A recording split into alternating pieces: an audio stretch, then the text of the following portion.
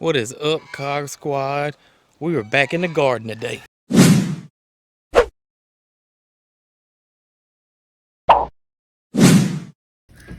You want any coffee this morning? Yeah. Yeah, I'm gonna be careful with the hot peppers. I promise. Okay. I'm not gonna. Don't worry about it. I'm gonna be careful with them hot peppers now. I'll get you coffee. All right. I was just kidding about the coffee. Eat up, girl. What's happening, y'all? Jason over here at Cog Hill Farm. We're gonna be in the garden today, and we're gonna start some seeds today. It's been probably a month or so ago. We started some beet and lettuce seeds inside the house. They're ready to go outside. We're gonna plant those boogers, and we're gonna start some pepper seeds today. And I'm gonna show you how we're gonna do all that in the house. No grow light, no greenhouse, super easy. And I want you guys to know that you can do this. And we may be growing some extremely hot peppers this year. Hey Thomas, you know anything about really hot peppers? You got any advice, tips on? Will you eat really hot peppers? That's probably more, that's the question I probably need to ask you. Will you eat really hot peppers?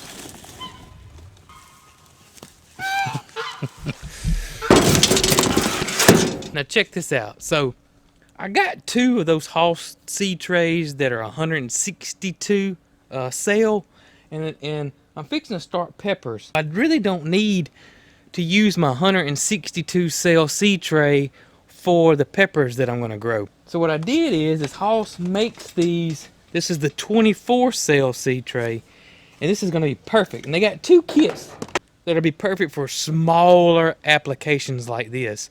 And so we're going to use these. We're going to get our pepper seeds in here. I'm going to show you how we're going to start these guys inside. And then we're going to plant our lettuce and beets today. But I want to go ahead and get these seed trays started with these pepper seeds. And you want to start pepper seeds. Pepper seeds take a little bit longer to germinate. So typically you start them, a week or two out before you're going to start your other seeds. Here it is. This is February. So if you're in zone 8 or higher, you need to start thinking about your seeds. Now all my seeds do come from Hoss.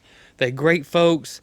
The best customer service you'll ever get. I promise, hands down, the best customer service. That's why we love Hoss. They're just great folks.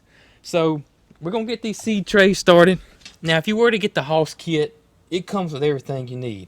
But if you don't have the Hoss kit, you can still follow along as to what I'm doing. There's two of these kits. You got this one right here, and you can see the seed tray just fits right inside of it. And then you got the little top to it, if you want to keep it moist until the seeds come up. Once my seeds come up, I'm going to take this off, and I'm going to use my LED light that y'all seen me use. If you haven't, then stay with me in this video, and I'll show you how all that's going to work. And it also comes with the soil, which is a great seed starting mix. And it comes with this organic fertilizer. And you get garden stakes with a garden marker.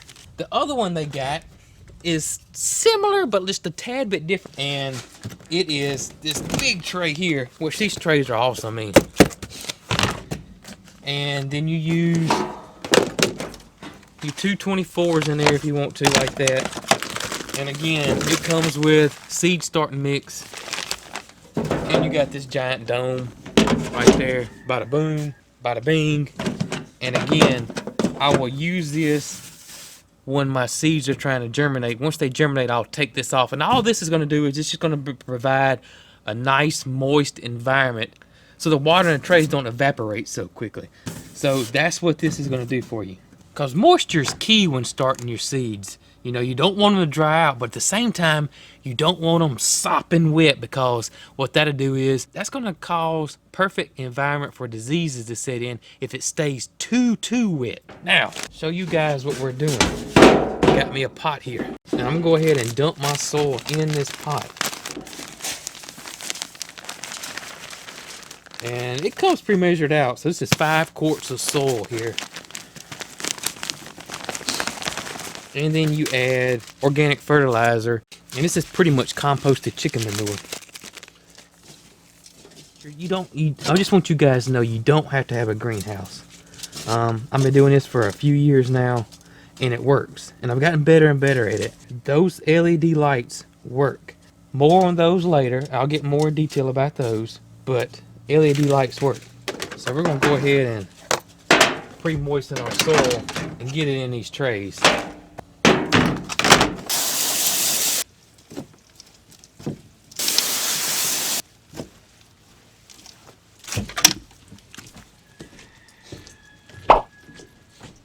And if you pre-moisten, it's just easier to handle.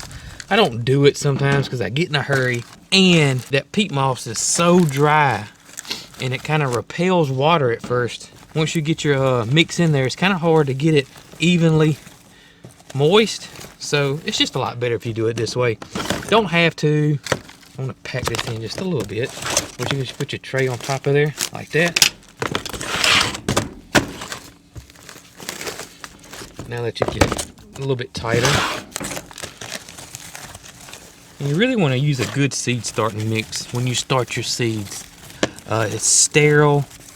It's a good environment for your seeds to start in. And you can make your own too. I've made my own. Just have to Google. Basically peat moss, vermiculite, and perlite. But you just want good quality stuff. I like having this tray on the bottom because all this dirt that fell out, I can go back and just dump it back in my pail over there and reuse it. Got this ready. Let's go inside and we'll show you how we're going to start our pepper seeds and what pepper seeds we are growing this year, because got a ton of variety.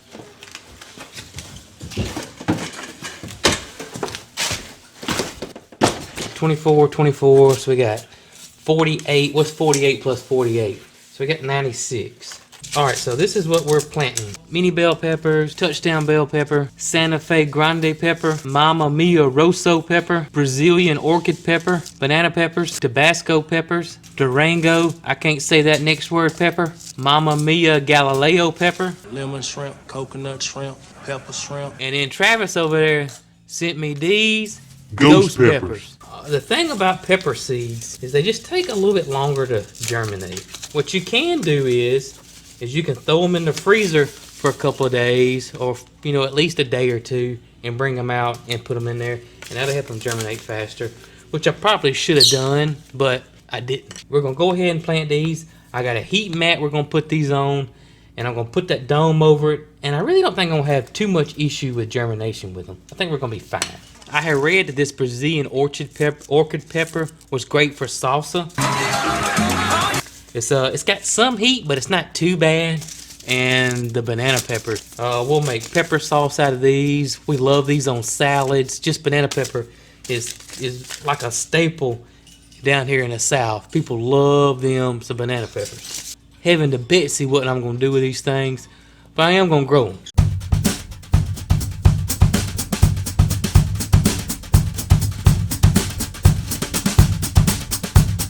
Alright, all I like is the ghost peppers, and they sent me these, and they got me a little worried. Number one, the 1 million Scoville units stamped on the front of it, which I know the ghost peppers are like one of the hottest peppers in the world. 10 seeds in this bag, 30 seeds in this bag.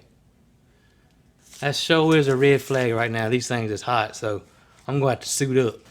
I am prepared for the ghost peppers. Can't trust them old Georgia boys sometimes. Let's get these planted. Seriously, I'm wearing gloves. They're not gonna touch my face until I get these gloves off. Oh, look at him.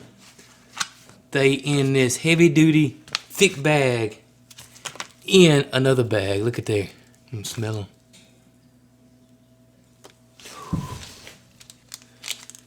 I don't know if it's my brain playing tricks on me, but I really could feel some fumes out of them. Alright. If y'all do grow these, you want to do it very cautiously. And honestly, if Travis wouldn't have sent me these, I wouldn't be growing them. Because what on earth would you want a ghost pepper for? Unless you playing practical jokes on somebody, but whew, I wouldn't do that to somebody. Alright. We got them planted. And I came back with just a dry layer of mix to put on top to make sure they were good and covered up. Now, let me take these upstairs and show y'all what's up.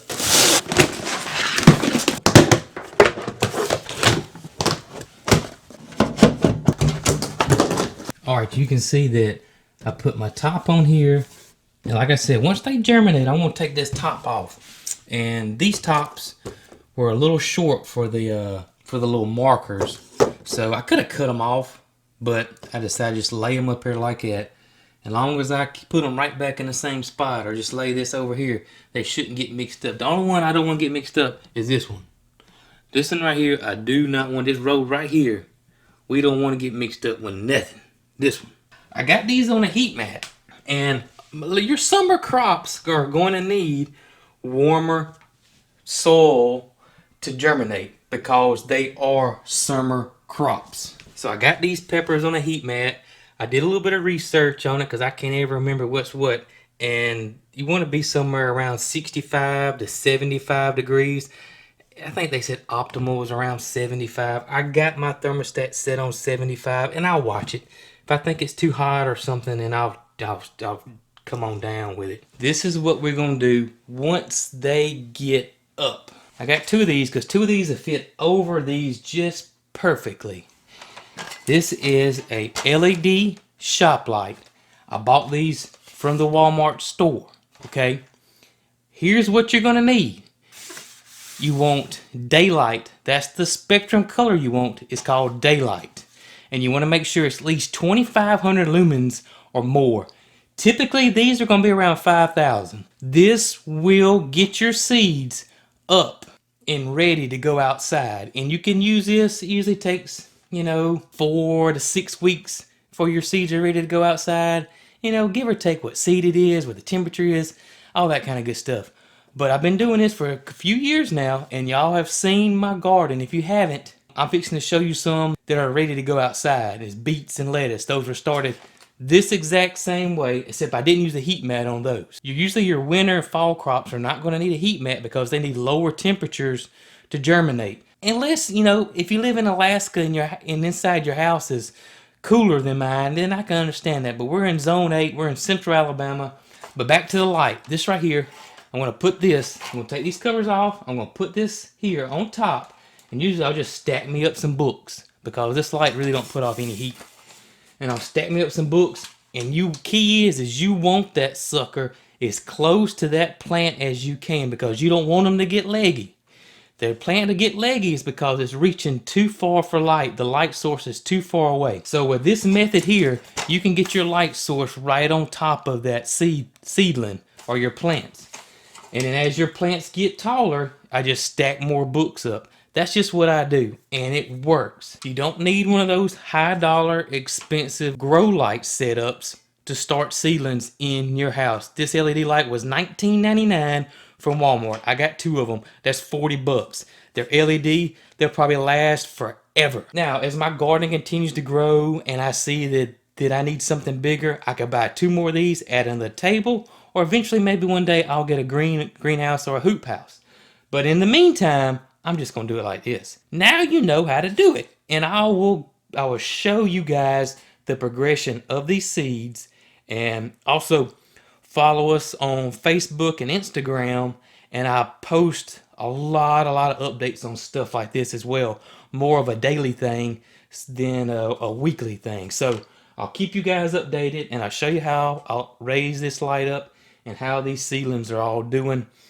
And that way you can get an understanding how it works and that it does work. I'm not blowing smoke up you know what. Let's go plant some beets and some lettuce. Guys, are y'all tired of politics? You tired of the left? You tired of the right? Well, just wanted y'all to know something.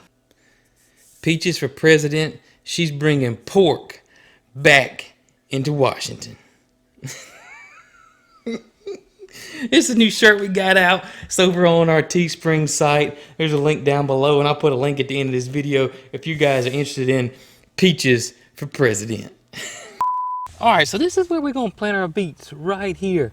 Now I came in with the house plow with a cultivating tool on it. Came through here and just kind of disturbed the soil just a little bit. There was no weed pressure because I keep it pretty weeded. Now what I want to do is I'm going to put some rabbit compost and manure in here I'm gonna rake it out, make me 2 furrows, and plant the beets in here. I can't remember how many beets I planted, but I know I didn't plant a whole bunch because I just don't know if my family's gonna like them. So this is kind of like a little test run for me. First time growing beets. If you guys got any beet tips, leave them down below. Not beef tips, beet tips. Leave them down below in the comments. I'd love to know. And I'm gonna come back. I'm gonna put some of this eco scrap organic fertilizer in here. Like I said before in many of my videos, I'm not partial to any brand. I just wait to the end of the growing seasons and just rack up and buy whatever I can find on sale. Then we're gonna plant some beets. All right, so what I'm gonna do is I'm gonna go ahead and get these out of the seed trays, and I'm gonna put them in a little seed tray pan. That way we ain't trying to pull these out and set them in here. I'm gonna go ahead and put them in here, and then I'll lay them out, and then Mary Carl will come back and cover them up. Or either Mary Carl will put them in there and I'll come back and cover them up. We also got some lettuce. I'm gonna plant some of this in our green stalk planter up at the house, but I think I got more than enough that I may plant in the big garden too.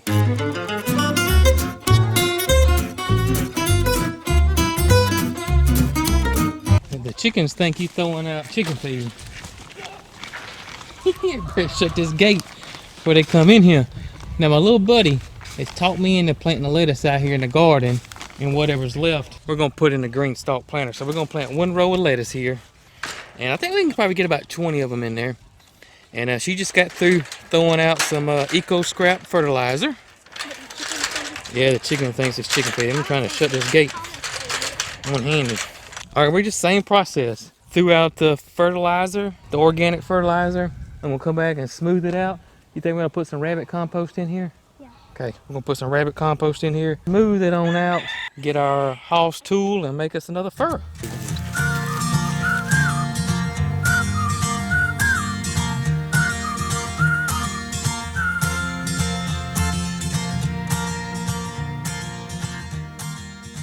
Guys, started inside my house. Look at that, with those LED lights, those $20 LED lights. Look at the roots on these lettuces. Look how good they look.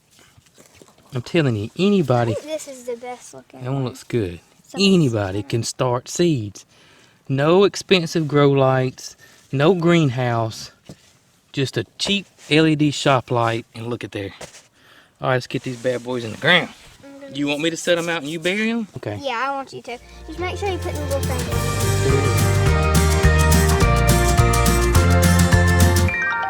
The beets were a little dry, and you can tell a little bit, so I'm going to put some water on them. I'm just going to hand water on one of these watering buckets. And what I thought I may do is just to give them just a little boost, I'm going to put this micro boost on here. This is the stuff your plants need besides the big 3, you know, nitrogen, phosphorus, and potash. So I'm just going to dilute it down. You can put this on straight. It's not going to hurt your plants at all. You can't burn them with it. But I'm just going to pour a little bit in here and water the plants on in, and maybe just to give them just a little to get them going.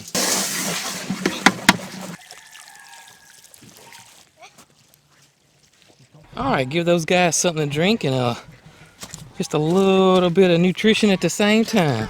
While we're in the garden, I'm going to give you a quick update what's going on here. The rutabagas are looking pretty good. They got bit from those.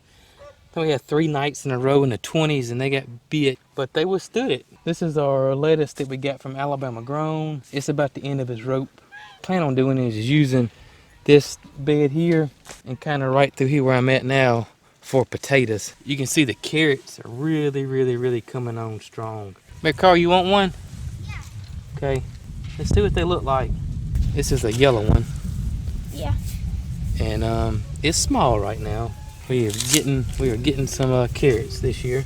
I can smell them from here. I love the way they smell. Carrots you get in the store, I mean, absolutely taste nothing like the ones you grow. I mean, it's night and day difference. Unbelievable. I could smell that carrot as soon as I pulled it up. So our carrots are coming on a lot thicker. I still think I may have planted them too deep. Next year, I won't plant them this deep, and next year I know I have a better crop. Live and learn, and this is the first time we've ever grown them in this garden. My turnip greens are looking good. Some of them got bit by the little bit of cold weather we had, but I mean, these are looking great. We'll be harvesting those in the next week or two. And y'all can pretty much see our onions we got, our elephant garlic over here. Elephant garlic looks really good. It got bit a little bit by the cold weather. As you can see, but I think all in all it's fine.